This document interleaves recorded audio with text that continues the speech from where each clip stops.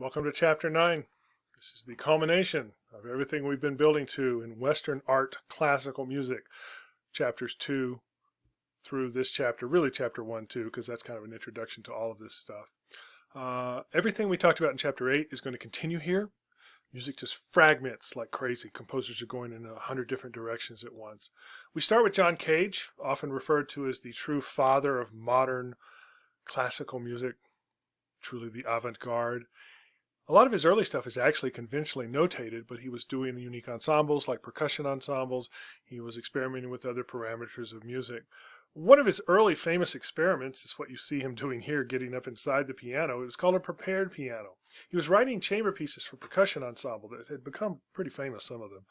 And Dancer wanted to choreograph to those pieces, but the place they were dancing was so small they couldn't get the percussion ensemble in there.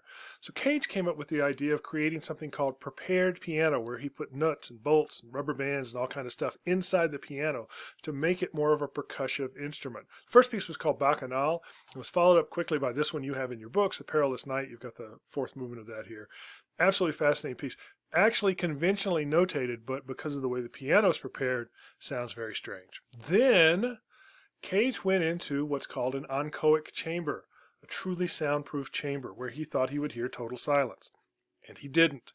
He heard a high-pitched whine, he heard his heart beating, he felt the rhythm of that, and he began to theorize that there's no such thing as silence. Anything that has pitch, duration, rhythm is music.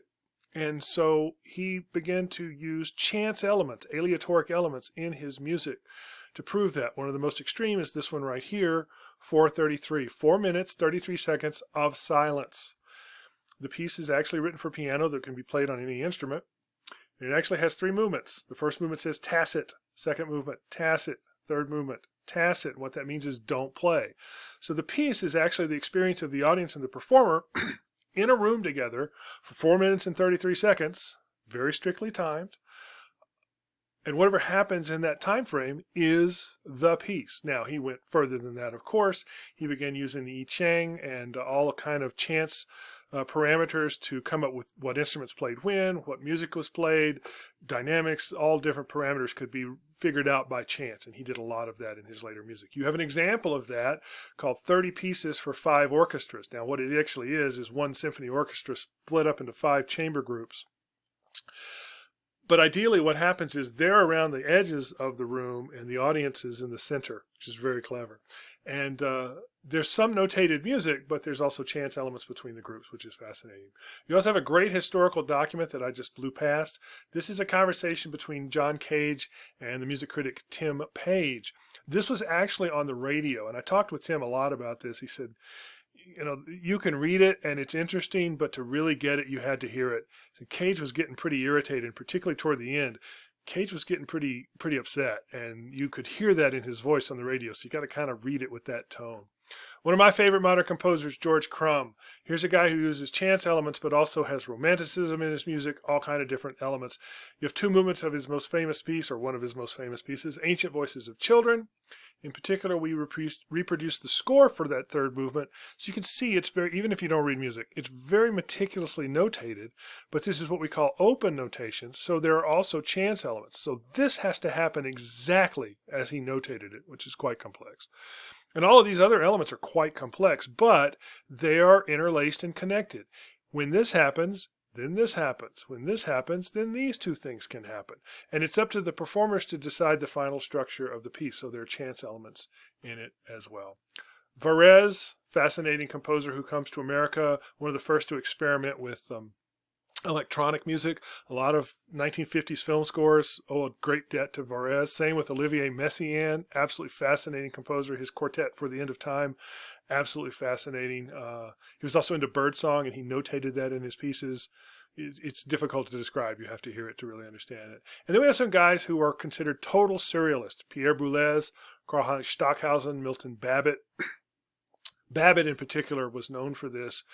not just using serialized notes like Schoenberg and his students did, but serializing every parameter of the piece. So much so that Babbitt eventually worked with the early computers, and on punch cards, he put every parameter of a piece on punch cards, and the computer basically wrote the piece. He's also famous for an article that appeared in Hi-Fi magazine called Who Cares If You Listen? And it's a real divisive moment between composer and the modern music audience. I went past Stockhausen, another guy who embraced total serialism, but he goes much further, and there are a lot of chance elements in some of his pieces as well, and you can read about those. Georg Ligeti is a great modern composer. If you've seen the movie, the Stanley Kubrick film 2001: A Space Odyssey, you've heard a lot of Ligeti's music. Absolutely fascinating. And then we get into a style called minimalism. It really starts with a guy named Terry Riley. Some would argue Lamont Young as well. But the three kind of cornerstones of modern minimalism are Philip Glass, Steve Reich, John Adams, these three guys here. Adams is considered the most progressive. He's now a post-minimalist, whatever that means. Philip Glass and John Adams have both had great success in the modern opera world, and I recommend them to you highly, particularly John Adams. Pieces like Nixon in China, one of his more recent operas, Dr. Atomic.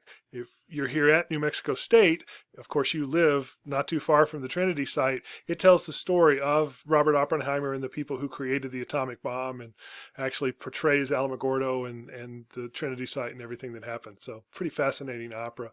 Steve Reich has done some things called video operas that are fascinating, and all three of these guys have also written absolutely masterful instrumental music.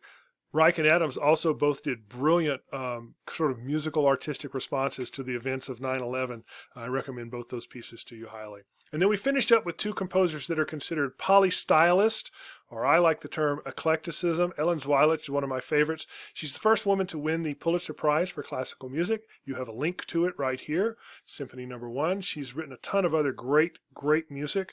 You have another interview by Tim Page here, and then you have an example of how she's branching out musically. She's writing concertos for underserved instruments.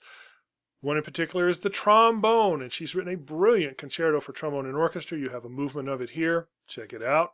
And then we end the section with Frank Zappa. Now, Frank Zappa, again, is kind of one of those iconoclast guys that doesn't fit neatly into any discussion. But he absolutely belongs here at the end of the chapter as here is one of the possible futures of classical music. He actually took a lot of the 12-tone and fully serialist guys to task, and he gave a lecture to the American Society of University Composers, and this is a transcript of it. Now, Frank was very vocal against censorship of any kind, and so I did not censor his writing, so there's some dirty words here, so brace yourself for that. Again, like Chapter 8, there's also a huge laundry list of other composers, and these are all so deserving of so much more time than I've given them. Sam Barber, great post-romanticist. Leonard Bernstein, you met briefly conducting Bartok, but he's a brilliant composer in his own right. Benjamin Britten, masterful operas. His War Requiem, a work of true genius. John Corigliano, David Del Tredici, these are Lucas Foss, these are polystylists, these are eclectic composers who are blending so many different styles together. It's just amazing. David Diamond, one of my favorite post-romantic composers. Roy Harris, another one. Alan Havanas, hundreds and hundreds of works, brilliant symphonies, masterful composer. We talked about Bartok's Concerto for Orchestra. Lutoslawski wrote one too, and it's really good. Giancarlo Manetti, one of the most important opera composers of the 20th century. So on and so forth, you get the idea. There's just tons of great composers here. So, lots to discover, and guess what? It's not stopping. It's the 21st century, and there are composers writing new stuff every day.